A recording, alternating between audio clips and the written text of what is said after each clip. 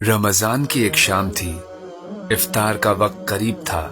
भूख और प्यास बर्दाश्त करते करते होंठ खुश्क हो गए थे। सबकी नजरें वहीं टिकी हुई थीं, जहां सूरज गुरूब होता है, लेकिन रोजा खत्म होने के इंतजार में नहीं, बल्कि दुश्मन की फौज के इंतजार में। ये कोई ख्याली मंजरकशी नहीं, बल्कि ऐसे कई वाकयात हकीकत में पेश आ चुके हैं। भला उनमें से कौन कौन सा हमें याद है? नंबर 1, इस्लाम की पहली फतह।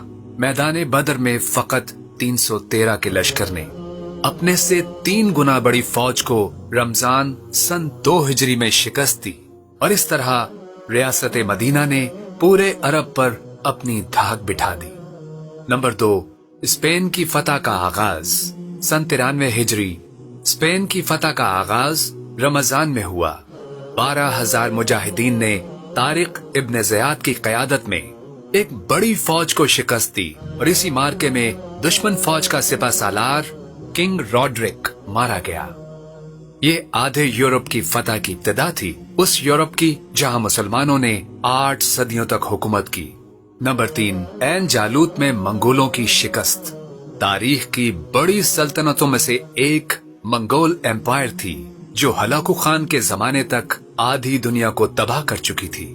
समरकंद से दमिश्क तक मुस्लिम दुनिया उनकी गुलाम बन चुकी थी। यहाँ तक कि मंगोल मिस्र पर हमलावर हुए, जहाँ ममलुकों की एक छोटी सी रियासत थी। उन ममलुकों ने अपने से सैकड़ों गुना बड़ी एम्पायर को ऐन जालूत के मैदान में शिकस्त भी इसी रमजान के महीने में दी, जिसके बाद मंगोल फिर कभी संभल ना पाए और आखिरकार तमाम मुस्लिम इलाके आजाद हो गए। नंबर 4, फतेह मक्का। काबतुल्लाह का शहर, नबी सल्लल्लाहु अलैहि वसल्लम की जाए पैदाइश।